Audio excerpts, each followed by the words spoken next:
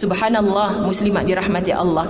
Akhlak sahaja tanpa akidah dan syariah, dia boleh berakhlak dalam situasi berlakon semata-mata. Orang penat jadi baik kalau baiknya tidak dipuji-puji, tidak diangkat oleh mana-mana makhluk.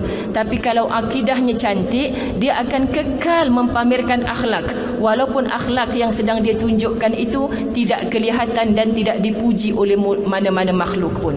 Kau buat baik buat apa, bukan ada orang nampak pun. Kau buat baik buat apa, bukan ada orang pilih jadi calon pengerusi masjid pun. Kau buat baik buat apa, bukan dapat hadiah istimewa pun, bukan nama kau disebut-sebut pun. Aku buat baik kerana Allah suruh aku jadi baik, muslimat. Aku buat baik sebab aku nak ikut Nabi yang baik. Terbaik di kalangan yang baik adalah Nabi Muhammad sallallahu alaihi wasallam. Maka kalau ikutan kita Allah, ikutan kita Rasulullah sebagai qudwah hasanah, kita takkan penat jadi baik. Sebab itu muslimat, buka saja mata pagi tadi kita sudah diajar oleh Nabi, alhamdulillahillazi ahyana ba'dama amatana wa ilaihin nusyur. Ada ibu-ibu yang tak hafal kan? Tanya pada anak-anak kita yang hantar sekolah, pasti tanya kan, hantar tadika Islam, dia hafal doa bangun tidur. Kita ibu yang tak hafal, cukuplah bangun tidur tu dengan alhamdulillah. Rasai malam tadi aku mati, pagi ni Allah sudi nak hidupkan aku balik. Abang ustazah yang sulung, muslimat dirahmati Allah, tidur pada malam Jumaat tak bangkit dah. Nak kejut pagi tu dah jadi jenazah. Allahu Rabbi, tiba-tiba mak macam orang gila dah. Pasal apa abang mati tiba-tiba? Semalam kerja overtime sampai azan maghrib baru sampai kat rumah. Elok mandi, solat, anak murid datang pula nak mengaji. Anak-anak murid kata, ustaz malam ni malam Jumaat kita baca Yasin. Ya, baca Yasin ustaz, nak siap-siap ustaz baru balik kerja ni. Baca Yasin anak-anak. Pukul 11.30 malam, anak yang sulung ketika itu baru usia darjah 5, 11 tahun. Ayah pasal apa ayah baca Yasin lagi? Tadi kan dah baca Yasin dengan budak mengaji. Tak apa, ayah saja nak baca Yasin untuk orang yang nak mati. Baca Yasin. Pukul 1.30 pagi, isteri dia tengok, abang ni jangan duk buat gurau, selalu gurau buat-buat mati. Rupanya bukan gurau dah malam tu, mati sungguh muslimat dalam tidurnya. Allahu Rabbi. Besok diuruskan jenazahnya, ramai. Usianya baru 35 tahun. Tapi kenapa ramai yang datang ziarah kematiannya? Biar kita dimatikan muda, tapi amal kita sudah tua saat itu. Kita takut kita dimatikan saat tua, amal kita masih terlalu muda. Ada ramai orang bertepuk tangan seronok dengan kematian kita. Sebab selama hidup kita tak banyak memberi manfaat, tapi banyak memberi musibah ataupun darurat kepada orang lain. Ni berhati-hati muslimat. Kenapa terkadang kita disebut-sebut selepas kematian kita? Kerana akhlak kita yang baik. Justru hari ini Nabi SAW pesan kepada kita, sebaik-baik kalian adalah orang yang paling baik akhlaknya. Kita kadang-kadang bersikap seperti mana, muslimat dirahmati Allah, kita terlupa. Bila kita sebut, ustazah, ya saya dah kahwin 20 tahun dengan suami ni, tapi sepanjang kahwin ustazah tak ada satu pun baiknya. Maka cuba duduk dulu, muhasabah diri, cek satu persatu.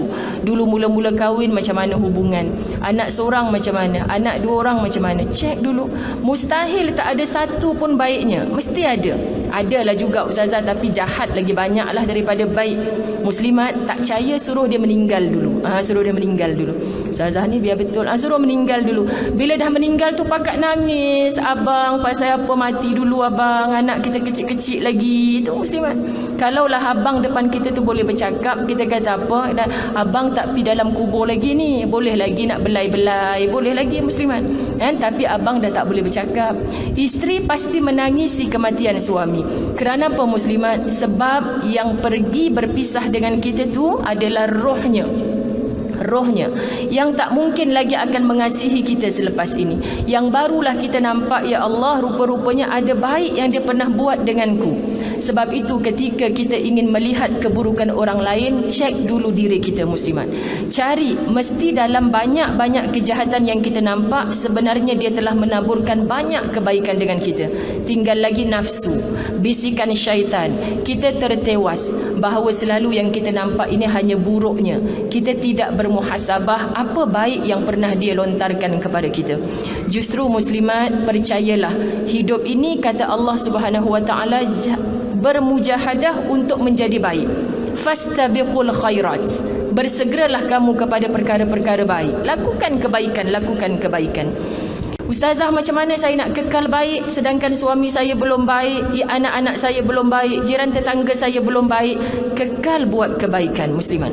Kerana apabila kita buat kebaikan, Allah Subhanahu wa taala akan berikan gandaan pahala kepada kita.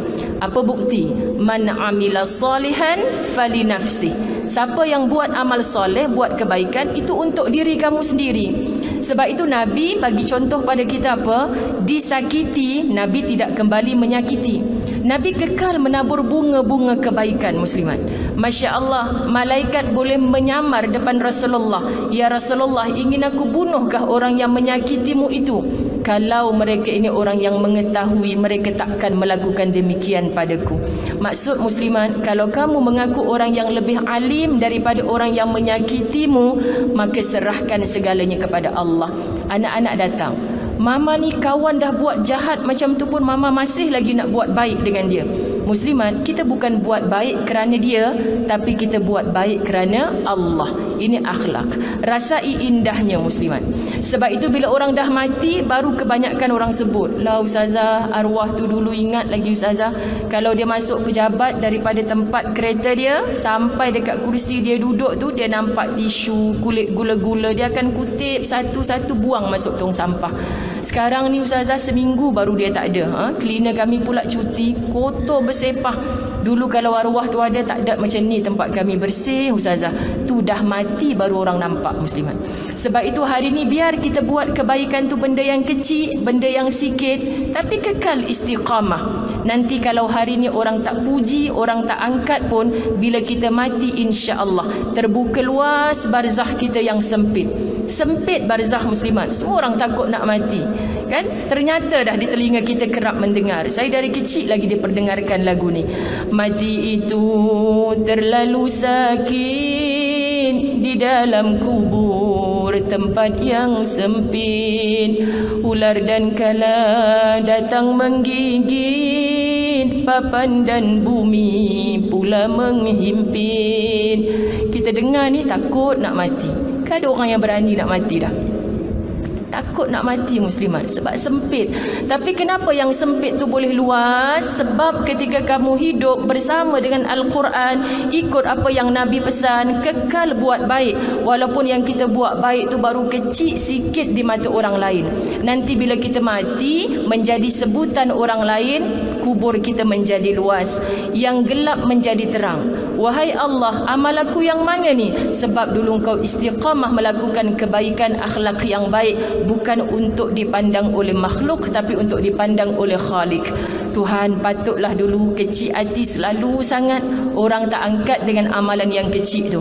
Tapi bila mati, ini penyebab lapang barzakh kita, muslimat. Minta dengan Allah, Allah bagi kekuatan untuk kekal dengan akhlak yang baik, walau sekecil-kecil. Pelajari anak-anak kita yang kecil-kecil ni, kadang-kadang mereka membawa hidayah, muslimat. Apa contoh kan? Ibu-ibu tadi dekat sekolah, cikgu ajar kalau nak masuk tandas mesti masuk dengan kaki kiri, nak keluar mesti dengan kaki kanan. Kita dah 50 tahun hidup tak pernah kisah kaki kanan, kaki kiri, yang penting keluar lega. Betul tak, muslimat? Kan? Tak kisah dah. Rupanya Masya Allah, bila anak sebut macam tu, kita setiap nak masuk tu, lupa lagi, tukar baliklah ya Allah kaki kiri. Kita tukar tu sebab apa? Sebab nak ikut Nabi. Nabi ajar ni. Masuk pula dalam tandas, anak-anak kata, cikgu kata kena tutup aurat.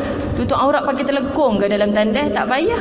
Bukan nak suruh pakai tudung yang labuh, bukan nak suruh pakai tuala yang besar, panas kita dalam tu.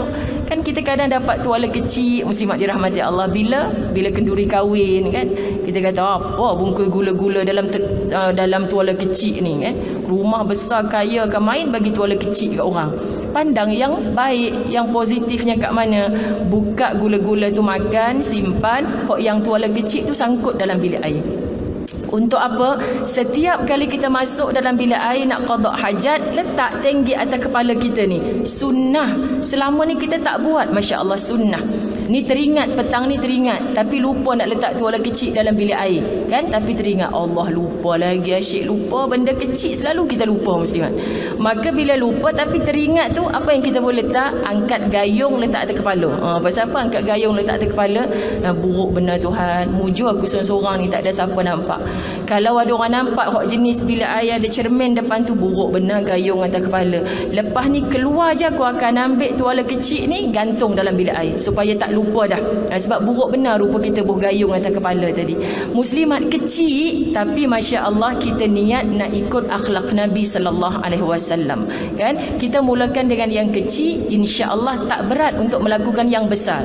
Kita bila dengar majlis ilmu, tahu satu benda yang besar tu, malam ni saya nak buat ustazah. Balik ni saya nak jadi manusia yang paling sabar. Tak nak dah jadi manusia yang sikit-sikit hilang sabar, sikit-sikit hilang sabar. Okey, kan ini bagus orang datang majlis ilmu, dapat ilmu terus buat, dapat ilmu terus buat. Masuk je dalam kereta buka handphone. Ibu-ibu tadi kan, ayah kan dia keluar tak tahu siapa entah ambil ayah depan rumah orang perempuan. Ni aku nak marah ni, baru baca WhatsApp belum sampai rumah lagi muslimat. Sebab kita plan nak buat satu yang besar tapi selalunya gagal. Meh kita mulakan dengan yang kecil. Syarat dia adalah akhlak Nabi Muhammad sallallahu alaihi wasallam. Orang Penang faham ke baru dua perkara ni? Okey, pertama tadi hubungan kita dengan Quran, yang kedua akhlak, masya-Allah.